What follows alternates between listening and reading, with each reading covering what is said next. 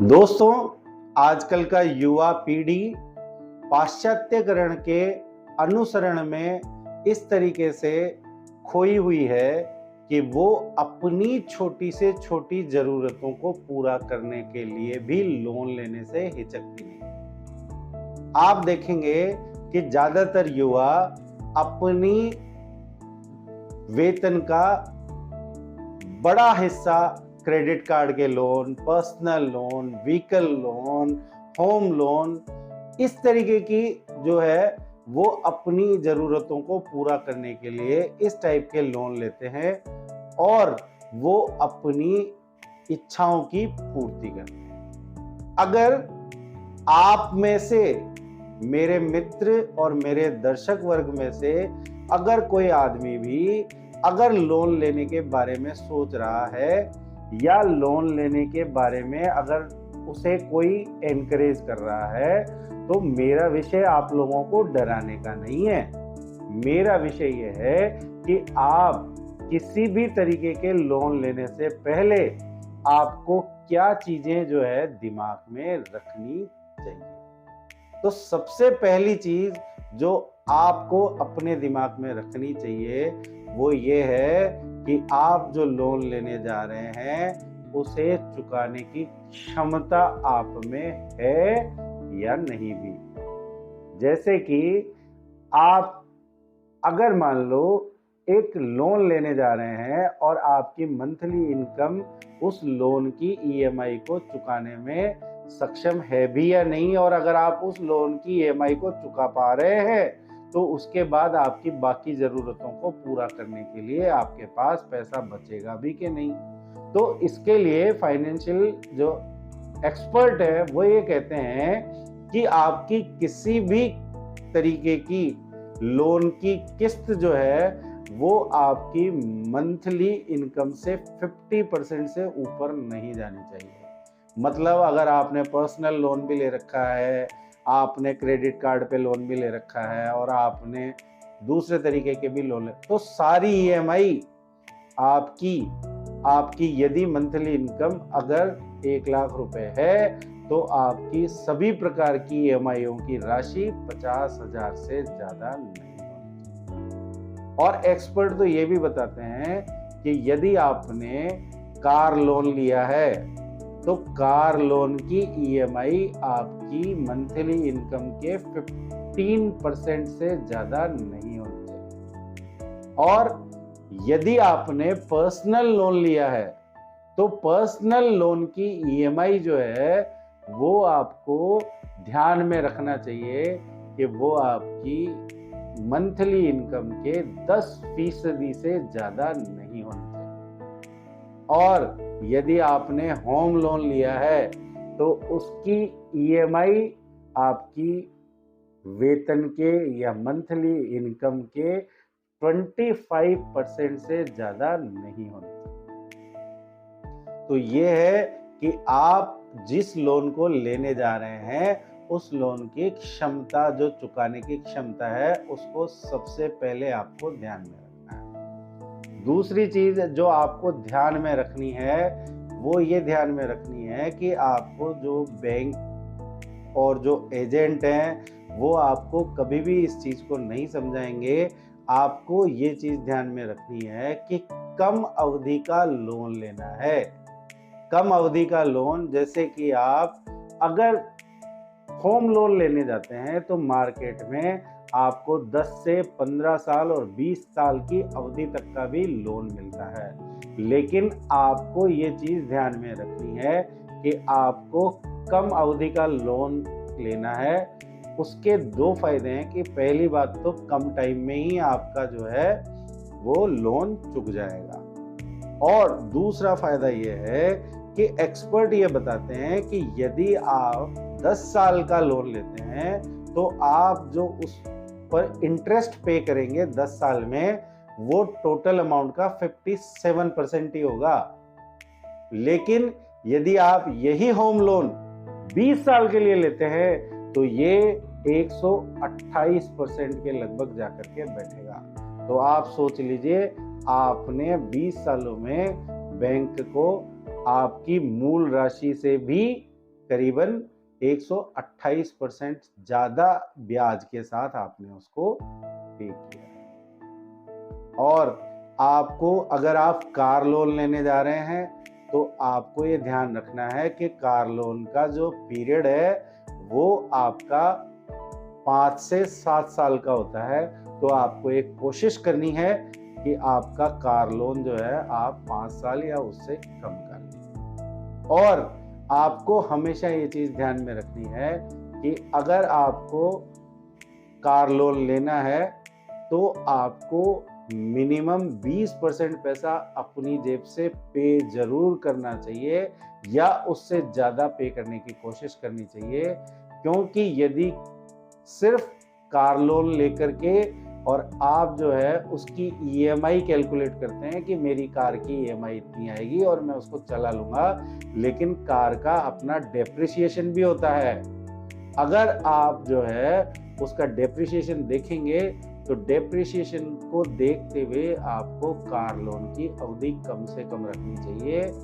और ये ध्यान रखना चाहिए कि आप जिस भी एजेंट के पास जा रहे हैं वो एजेंट आपको गुमराह तो नहीं कर रहा है, क्योंकि कार लोन पर भी फिक्स्ड और फ्लोटिंग रेट्स होती हैं। इसके अलावा आपको एजेंट जो है ये कभी नहीं बताएगा कि आपको वो कह देगा कि ठीक है जी, आपको अगर 7% में चाहिए तो मैं आपको 7% में दे दूंगा, लेकिन वो आपको वहां पर चीट कर सकता है कि फोर क्लोजर चार्जेस और जो आपका प्री टर्म डिपॉजिट, मतलब आप समय से पहले यदि कोई पैसा जमा कराना चाहते हैं या पार्ट पेमेंट करना चाहते हैं तो अलग अलग बैंक अलग अलग पॉलिसी होती है।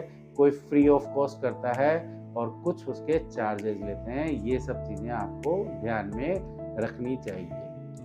आपको ईएमआई टाइम पर पे करनी चाहिए, ये तीसरी चीज आपको ध्यान में रखनी है। आपको हमेशा ये अरेंजमेंट कर लेना चाहिए। आपके कैलेंडर के ऊपर एक डेट मार्क कर लीजिए कि आपकी किस्त का जो टाइम है वो टाइम आपका क्या है। आपके होम लोन की किस्त बैंक किस तारीख को निकालेगा वो तारीख आपको याद करनी है और उससे पहले उस पैसे का अरेंजमेंट आपको एडवांस में करके रखना है।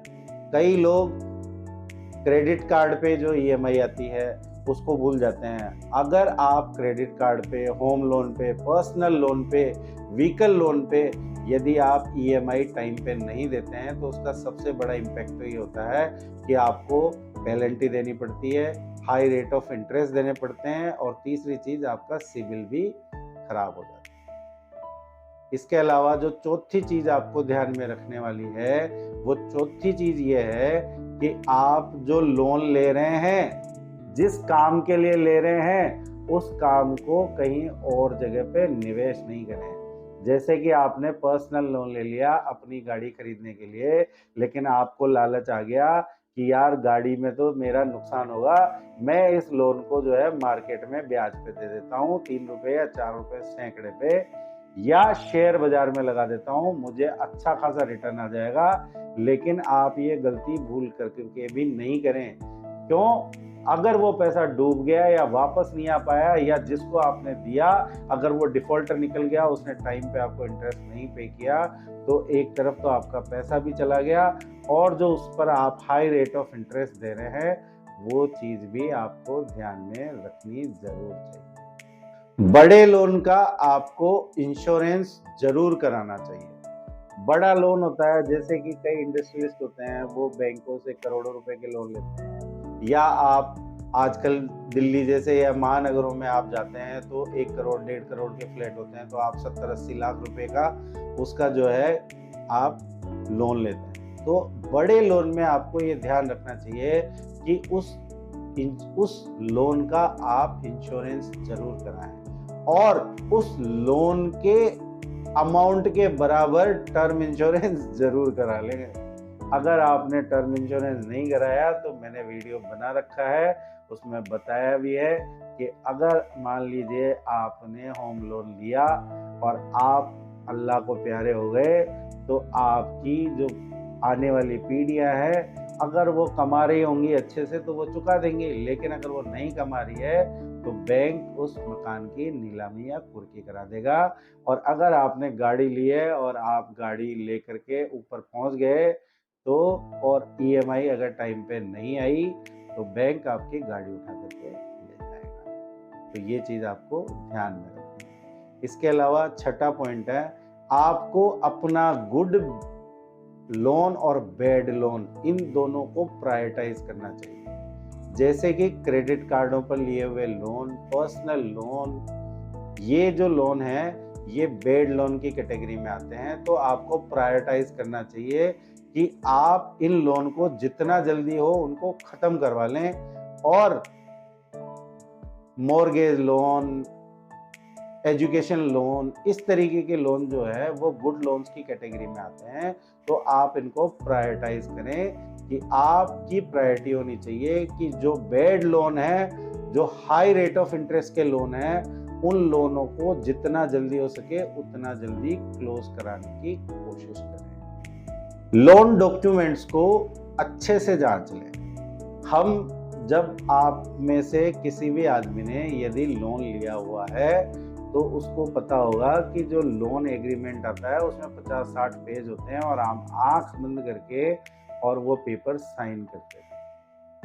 आपको ये पता ही नहीं होता कि जो लोन आपने लिया है उसकी टर्म और कंडीशन क्या है। जैसे फॉर एग्जांपल, मैंने जब अपना पहला पर्सनल लोन लिया तो मैंने सारी चीजें तो ऑब्जर्व कर ली, लेकिन मैंने उनसे ये नहीं पूछा कि पार्ट पेमेंट का ऑप्शन क्या है, और यदि मैं फोरक्लोज करवाता हूं तो उस पर कोई चार्जेस तो नहीं लगेगा। और जब मैं उस लोन को पूरा करने गया और मैंने उस लोन को पूरा करने का चाहा तो उन्होंने कहा कि आपको इंटरेस्ट पे पेनल्टी देनी पड़ेगी आप अगर इस लोन को जल्दी पे करते हैं। तो मुझे अनभिज्ञता की वजह से और लोन डॉक्यूमेंट को पूरा अच्छे तरीके से नहीं पढ़ने की वजह से मुझे खुद को ये नुकसान हुआ। तो दोस्तों, आज का विषय आप सभी से जुड़ा हुआ विषय है। हम सब कभी ना कभी किसी ना किसी समय लोन की लाइनों में लगे हैं या लोन लेने के बारे में सोच रहे हैं। तो आशा है कि आज का विषय आप सबके लिए लाभदायक सिद्ध होगा और आप लोन लेने से पहले ये जो सारे पॉइंट मैंने बताए हैं वो आप अच्छे से दिमाग में लेंगे। और अगर ये वीडियो आपको पसंद आया है तो जैसा मैं हमेशा कहता हूँ कि आप इस चैनल को जरूर सब्सक्राइब करें और इस वीडियो को अपने दोस्तों और अपने परिजनों को शेयर करें। धन्यवाद।